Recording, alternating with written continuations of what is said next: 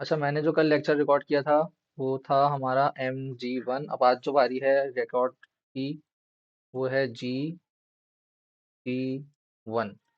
कैसे बदलेगा GG1? मैंने आपको बताया था अगर पॉइजन अराइवल या फिर जैसे मैंने इससे पहले आपको क्या बताया था, मैंने आपको बताया था M1 बताया था ना, जिसमें पॉइजन अराइवल था या एक्सपोनेंशियल इंटर अराइवल था। पॉइजन छोड़ दो, एक्सपोनेंशियल इंटर अराइवल एक्सपोनेंशियल था। सर्विस हमारी एक्सपोनेंशियल थी। बाकी नंबर ऑफ सर्वर थे। इसी तरीके से MG1 पढ़ा, इसमें क्या था, एक्सपोनेंशियली इंटरवल था और यूनिफॉर्मली हमारा था सर्विस। अब जो है हमारा पैरामीटर, पहला पैरामीटर अभी जी जनरल डिस्ट्रीब्यूशन से फॉलो होगा, दूसरा भी जनरल डिस्ट्रीब्यूशन होगा। नंबर ऑफ सर्वर की तादाद क्या है, अभी तक 1 है। पहले पढ़ते हैं है क्या। Consider the following single server Q inter inter arrival has a gamma distribution with the mean. Gamma distribution आगे मैंने आपको बताया था, जी पैरामीटर होगा उसका। 10 मिनट्स दिया हुआ है, मतलब पहले इंटर अराइवल का, पहले डब्बे का मुझे क्या दिया हुआ है, मीन दिया हुआ है 10 मिनट। और उसका वेरियंस भी साथ में दिया हुआ है। यूनिफॉर्म में तो हमने अलग से कैलकुलेट किया था, तो यहाँ पे कैलकुलेट करने की जरूरत नहीं है। हमने भी नहीं किया था इस तरीके से ना, मतलब सिर्फ फॉर्मुला में यूनिफॉर्म का ही पता था। The service time has the normal distribution. देखो नॉर्मल की बात आ गई तो आपको डायरेक्ट मीन दिया हुआ है, पेपर में भी इससे वाला आया था, और वेरियंस भी दिया हुआ है। लेकिन यहाँ पर हम थोड़ा फंस जाएंगे। फंसेंगे इस में, देखो सबसे पहले हम, मैंने बता दिया कि मैंने डिटरमाइन कर लिया है, पहला स्टेप मैंने डिटरमाइन कर लिया है कि मेरा जो मॉडल है वो अल्लाह भला करे आपका GG1 दिया हुआ है मुझे। दूसरे स्टेप में मैंने क्या करना है, मैंने बोला मुझे रो निकालना है। रो का फॉर्मूला होता है लैम्डा ओवर म्यू। ठीक है, ठीक है भाई, यहाँ तक बात समझ आई। लेकिन अभी यहाँ पर एक मिस्टेक ये है कि मुझे सबसे पहले लैम्डा मुझे आइडेंटिफाई करना है। लैम्डा क्या है मेरा, लैम्डा मुझे दिया हुआ है, बताओ 10 लिखूंगा? मैं 10 नहीं लिखूंगा, मैं लैम्डा लिखूंगा 1/10, क्योंकि ये रेट में फॉलो होता है। म्यू मुझे दिया हुआ है 8, क्या मैं 8 लिखूंगा? नहीं, मैं 1/8 लिखूंगा, क्योंकि ये मुझे रेट में दिया गया होता है। ठीक है, इसी तरीके से मुझे अराइवल का वेरियंस मैं ये लिख रहा हूँ, गौर से देखें। मुझे दिया हुआ है 20। इसी तरीके से मुझे वेरिएंस ऑफ सर्विस वो मुझे दिया हुआ है 25। ठीक है, यहाँ तक आपको बातें समझ आ गई होंगी। अब रो निकालेंगे, अपना काम बेसिक सा, लैम्डा ओवर म्यू 1/10। सेम सवाल है, ये भी 1/8। यहाँ पे आपका आ गया 0.8, इसका मतलब है। अब देखो मुझे एल क्यू जब निकालना होगा ना, एल क्यू का फॉर्मूला थोड़ा सा डिफरेंट होता है। मैं अभी फॉर्मूला आपको लिख के दिखा दूँ आपने, बस मैं थोड़ा पेन भी चेंज कर लेता हूँ। एल क्यू का फॉर्मूला मैं भी देख लेता हूँ, 2 मिनट। हाँ, कॉपी में। एल क्यू का फॉर्मूला थोड़ा सा मुश्किल भी है। जी जी की बात कर रहा हूँ मैं ये।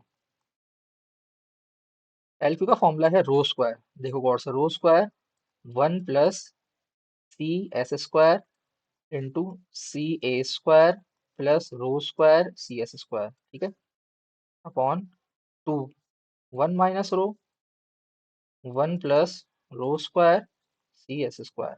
ठीक है, अब सवाल ये पैदा होता है कि भाई ये सी कौन सी बला आ गई है, जो कि बड़ा मुश्किल काम है इसको समझना। तो हम कैसे समझेंगे इसको, मैं आप, हम यहाँ पे कौन कोफिशिएंट निकालेंगे। ये कोफिशिएंट कह रहा हूँ इसको मैं, कोफिशिएंट ऑफ अराइवल। सबसे पहले अराइवल का काम करूंगा, CA² का फॉर्मूला होता है σA² अपॉन 1/λ का होल स्क्वायर। ठीक है, इस तरीके से मैं सर्विस के लिए काम करूंगा। σS² अपॉन 1/, सर्विस का पैरामीटर क्या था, म्यू था। ठीक है, आसान आसान बातें, कोई मुश्किल बातें नहीं है। अब आप लोग गौर से देखो, आपका ये क्या हो गया, रो अल्फा A² आपको क्या दिया हुआ है, मुझे बताओ। आपको दिया हुआ है 1/, सॉरी सॉरी 20 दिया हुआ था यहाँ पे। ठीक है, और 1/λ का मतलब क्या है, का इनवर्स ले लो, 10 का स्क्वायर।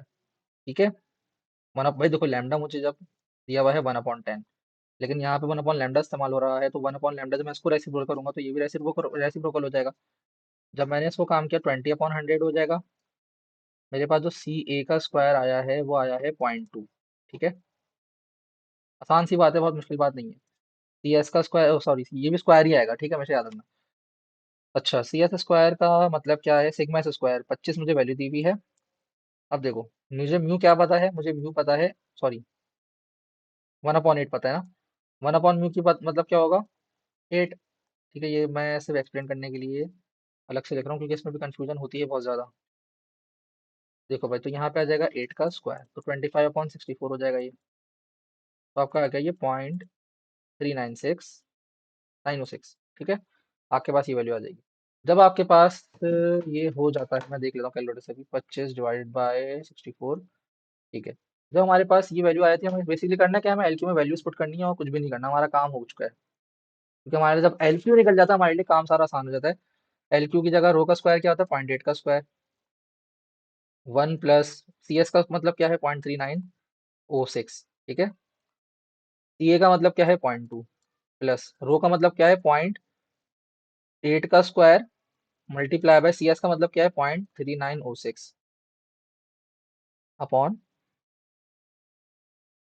2। 1 माइनस रो का मतलब क्या है, 0.2 लिख रहा हूँ डायरेक्ट मैं यहाँ पे। 1 प्लस, और ये वैल्यू आप लोग ऐसे कैलकुलेट करना कि ये अलग से दोबारा उतारना ना पड़े। 0.3906। मेरा कहने का मतलब क्या है, मैं अभी आपको करके दिखाता हूँ, मैं अभी साथ साथ कर रहा हूँ, ठीक है। 2 मिनट मुझे एल क्यू 0.8 का स्क्वायर हम लिखेंगे। मैं पहले ना इन टर्म्स को मल्टीप्लाई कर रहा हूँ, देखो। 0.8 का स्क्वायर मल्टीप्लाई बाय 1 प्लस 0.3906। ठीक है। तो ये आपका आ गया 0.889984। ठीक है। अब आपकी मर्जी से मैंने जैसे करता हूँ मैं इस तरह से होकर बता रहा हूँ। फिर मैंने क्या करा, 0.2 प्लस 0.8 का स्क्वायर मल्टीप्लाई बाय 0.3906। सॉरी, आपने 0.2 ऐसे ही रखना है। ठीक है। फिर आपने इसको करना मल्टीप्लाई, 0.8 का स्क्वायर मल्टीप्लाई बाय 0.3906। तो मेरे पास ये आ रहा है 0.249984। ठीक है। हम करेंगे क्या, यहाँ पे ये 0.4 हो जाएगा, यहाँ पे भी 1 प्लस ये ऐसी वैल्यू आ जाएगी, 0.249984। ठीक है। अब आप लोग मल्टीप्लाई इसको ऐड कर दो ऊपर और नीचे मल्टीप्लाई कर दो। कहने का मतलब ये था कि ना, जब हम कैलकुलेटर से करते हैं ना, साथ साथ ये आपने डायरेक्ट वैल्यू निकाल दी कैलकुलेटर से, और फिर आपने ये वैल्यू जैसे निकाली नहीं, इसको रफ में लिख लेना है दफा साइड में। नीचे जब आप डिनोमिनेटर में कर रहे हो तो दोबारा आपको टाइम वेस्ट ना करना पड़े वैल्यू निकालने में। तो आपने जब सॉल्यूशन करेंगे तो आपके पास एल क्यू की वैल्यू आएगी 0.8010। ठीक है। बस इसी कैलकुलेटर में वैल्यूज पुट करनी है, नथिंग एल्स। जब फॉर्मूला मैंने सिखा दिया आपको, ठीक है। अब जैसे ही एल क्यू आ जाएगा हमारा काम आसान हो जाएगा। एल क्यू के बाद हम क्या निकालते हैं, आप लोग अच्छे से पता है, हम निकालते हैं W Q, which is L Q upon lambda. 0.8010 को मल्टीप्लाई कर देंगे 10 से। मल्टीप्लाई क्यों करेंगे, यहाँ 1/10 लिखूंगा और वो रेसिप्रोकल हो जाएगा, तो ये आ जाएगा मेरे पास 8, तकरीबन 8.01 आ गया। ठीक है। डब्ल्यू क्यू के बाद हम क्या निकालते हैं, हम डब्ल्यू क्यू के बाद निकालते हैं L, sorry sorry, W W के बाद निकालते हैं हम एल एस भी निकाल सकते हैं, उसका मसला नहीं है, लेकिन नहीं निकाल सकते, सॉरी। हम निकालते हैं W S, weight in the system. W Q plus 1/, W Q क्या है आपका 8.01 प्लस 1/म्यू क्या है आपका, 1/म्यू है, मैंने यहाँ पे का वैल्यू लिखी थी 8। मैं डायरेक्ट 8 ऐड कर दूंगा तो मेरे पास 16.01 का आंसर आ गया। उसके बाद मैं करूंगा number of, total number system निकालूंगा। ये क्या करूंगा मैं, लैम्डा डब्ल्यू करूंगा। ठीक है। तो लैम्डा डब्ल्यू करने पर लैम्डा की जगह लैम्डा की वैल्यू, जो कि मेरी क्या है, 1/10, मेरे पास आ गया 1.601। ठीक है। ये काम हो गया, नंबर सिस्टम हो चुका है काम हमारा। एडेड प्रोपोर्शन निकालूंगा मैं।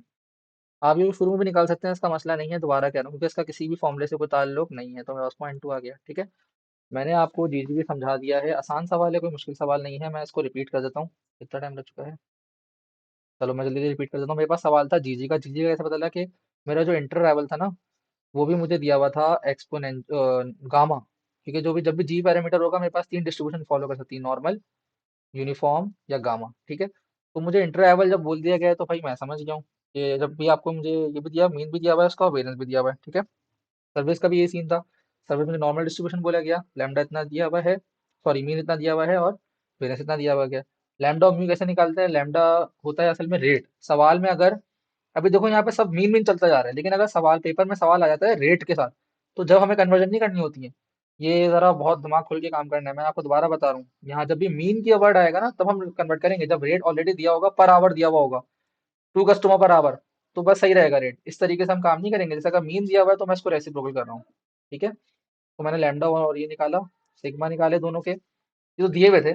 लेकिन जब रो का काम तक आसान था। एल क्यू का फॉर्मूला क्या होता है, ये फॉर्मूला होता है rho square 1 plus C S square, सारा फॉर्मूला ये है। बेसिकली हमने फिर कोफिशिएंट कैलकुलेट किए, कोफिशिएंट कैलकुलेट करने के बाद एल क्यू निकाल दिया। ठीक है। एल क्यू निकालने के बाद हमारा काम सारा आसान होता है। वही सारे स्टेप हैं जो हमने MM1 में फॉलो किए और MG में फॉलो किया, वही सारे स्टेप हम GG में फॉलो करेंगे। ठीक है। तो आपसे रिक्वेस्ट है कि आपने दोस्तों के साथ भी कोर्स को शेयर करें। ओके। अल्लाह हाफिज़।